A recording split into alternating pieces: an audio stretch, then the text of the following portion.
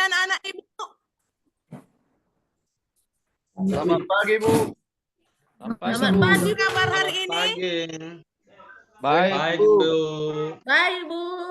Baik, ya, semua dalam keadaan sehat dan tentunya tetap semangat di dalam mengikuti pembelajaran pada pagi hari ini.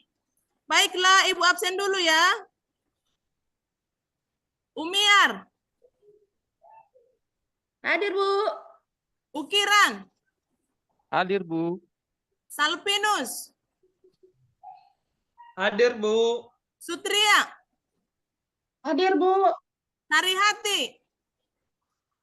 Hadir, Bu. Tomujaya. Hadir, Bu.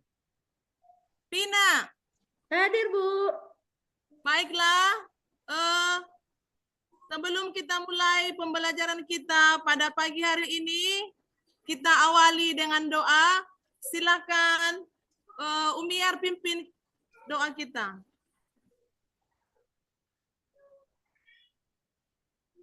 Sebelum kita mulai doa ini, ada baiknya kita buat tanda salib. Mari kita sama-sama berdoa demi nama Bapa, Putra, dan Roh Kudus. Amin. Allah Bapa yang Maha Kuasa, puji dan syukur kami panjatkan kepadamu ya Bapa, karena Engkau telah memberikan kami kesempatan pada hari ini untuk memulai pelajaran kami Bapa. Kiranya apa yang kami pelajari Bapa berguna bagi kami, bagi gerejamu. Demikianlah doa kami ini kami panjatkan oleh Yesus Kristus, Putramu yang tunggal Tuhan kami. Amin. Demi nama Bapa, Putra, dan Roh Kudus. Amin. Amin. Terima kasih Nak Pina. Iya Bu. Baiklah anak-anak, kita akan masuk ke bab 1. Kelas 11 di semester 1, yaitu mengenal gereja Katolik. Nah, di bab 1 ini ada 2 sub pokok bahasan yang harus kita pelajari. Yang pertama, gereja sebagai umat Allah. Yang kedua, gereja sebagai persekutuan terbuka. Nah, hari ini kita akan mempelajari atau mendalami bersama-sama nomor 1 saja atau sub pokok bahasan yang pertama, yaitu gereja sebagai umat Allah. Nah, di sini mari kita sama-sama melihat capaian pembelajaran.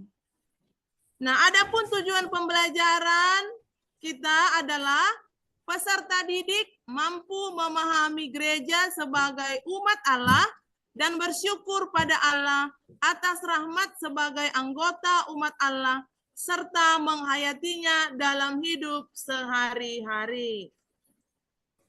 Di sini juga ada KKTP yang harus kita perhatikan. Yang pertama, peserta didik mampu menjelaskan arti gereja dengan benar. Yang kedua, peserta didik mampu menjelaskan hakikat gereja. Yang ketiga, peserta didik mampu merincikan ciri-ciri gereja sebagai umat Allah. Yang keempat, peserta didik mampu mengasumsikan sikap penghayatan hidup sebagai anggota gereja. Dan yang kelima, peserta didik mampu menunjukkan sikap penghayatan hidup sebagai anggota gereja. Baiklah anak-anak, di sini kita melihat bersama-sama, menurut kamu apakah arti gereja? Salpinus, silakan dijawab. Kalau menurut saya, Bu, gereja itu adalah tempat berkumpulnya orang-orang beriman dengan tujuan untuk berdoa, untuk memuji Tuhan, untuk bernyanyi-nyanyi dan berkumpul bersama di situ. Itu menurut saya, Bu. Iya, bagus. Jadi gereja itu adalah tempat ataupun persekutuan umat Allah untuk berdoa bersama, kemudian berkumpul bersama dalam satu baptisan di sana. Nah, sekarang kita melihat di sini ada gambar. Silahkan Sarihati. Gambar apa yang kamu lihat di gambar yang pertama ini? Silakan berikan pendapatmu.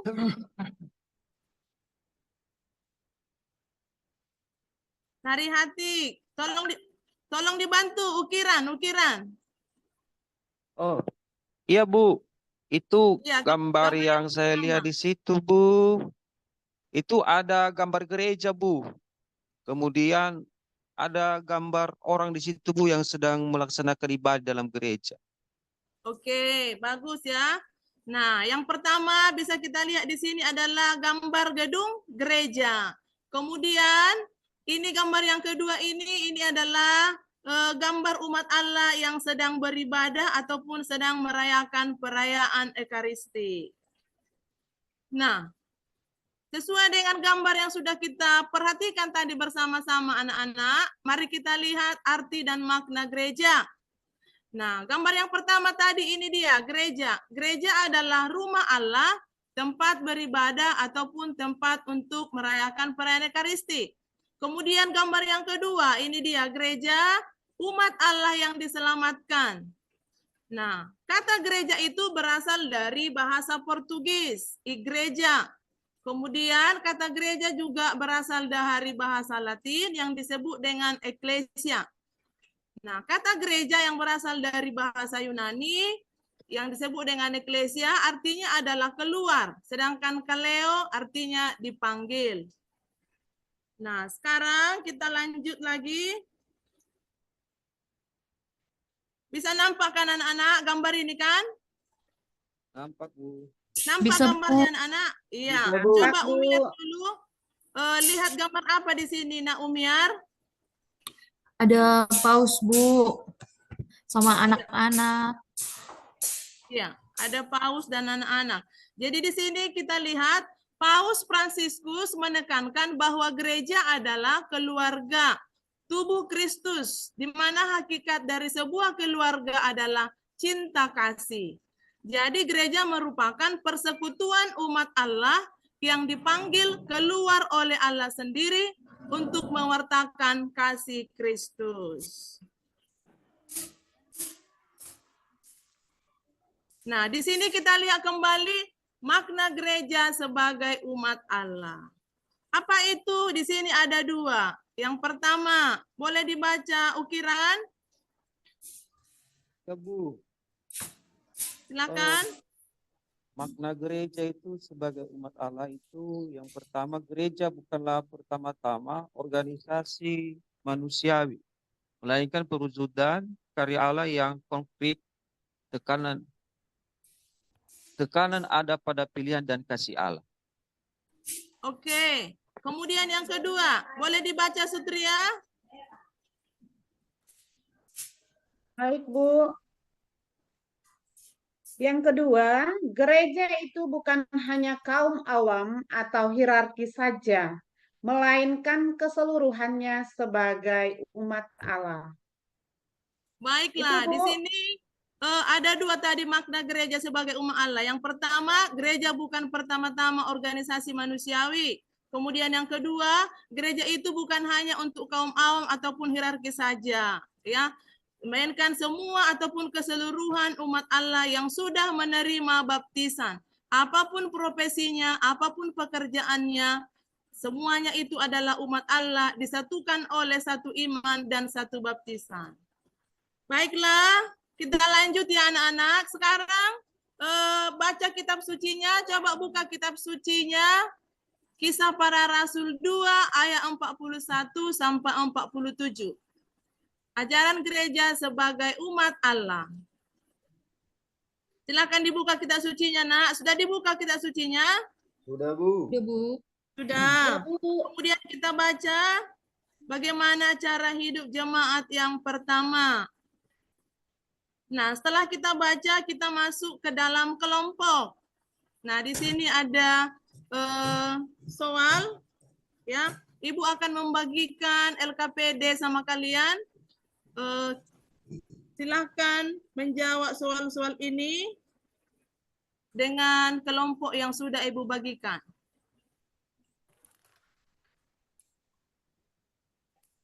Baiklah, silakan kelompok yang pertama, ukiran. Iya, Bu.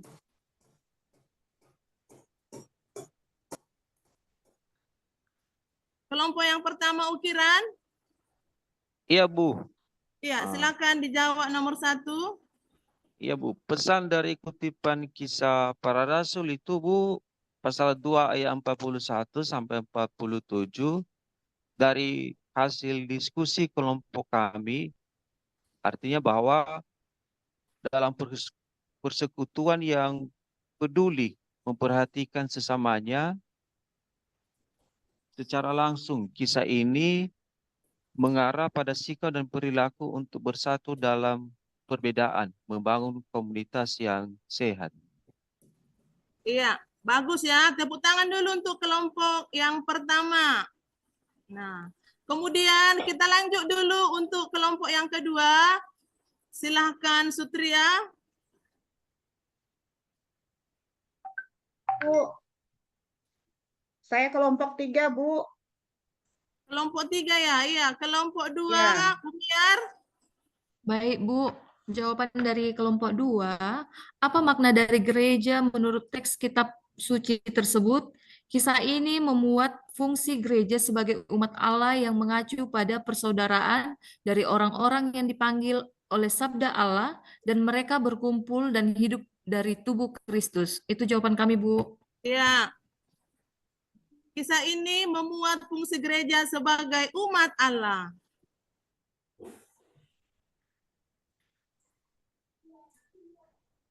Pak menit lagi istirahat kita ya, Bu.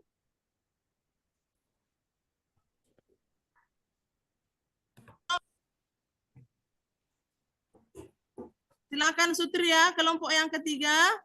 Baik, untuk hasil diskusi kelompok 3 mengenai ciri-ciri gereja sebagai umat Allah. Yang pertama adalah berakar kuat dalam firman. Yang kedua, hidup dalam persekutuan. Yang ketiga, memiliki gaya hidup doa. Dan yang keempat, peduli terhadap sesama. Itu hasil kelompok kami, Bu. Iya, baik, terima kasih ya. Kita berikan tepuk tangan dulu untuk kelompok yang ketiga. Baik ya, kita sudah memaparkan dari kelompok teman-temanmu juga tadi sudah memaparkan tentang ajaran kitab suci dan ajaran gereja sebagai umat Allah melalui diskusi kelompok yang sudah kita lakukan. Nah, sekarang mari kita sama-sama memperhatikan. Nampak anak-anak? Bu. Bu. Nampak? Bu. Nampak. Nah, di sini kita lihat makna gereja sebagai umat Allah. Gereja sebagai umat Allah merupakan suatu pilihan dan panggilan dari Allah. Kemudian yang kedua, umat Allah dipanggil dan dipilih Allah untuk misi tertentu. Kemudian yang ketiga, hubungan antara Allah dan umatnya dimateraikan oleh suatu perjanjian. Yang keempat, umat harus menaati perintah-perintah Allah. Tahu perintah Allah yang 10 itu kan anak-anak? Tahu, Bu. Tahu, Bu. Iya, bagus. Kemudian yang kelima, ciri gereja sebagai umat Allah.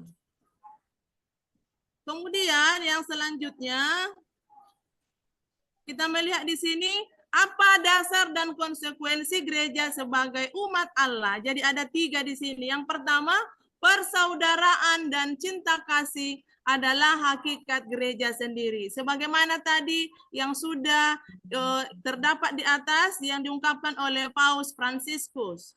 Yang kedua, terdapat aneka macam karisma dan karunia yang tumbuh di tengah-tengah kalangan umat yang harus dipelihara. Kemudian yang ketiga, semua anggota gereja memiliki martabat yang serupa sebagai anggota umat Allah.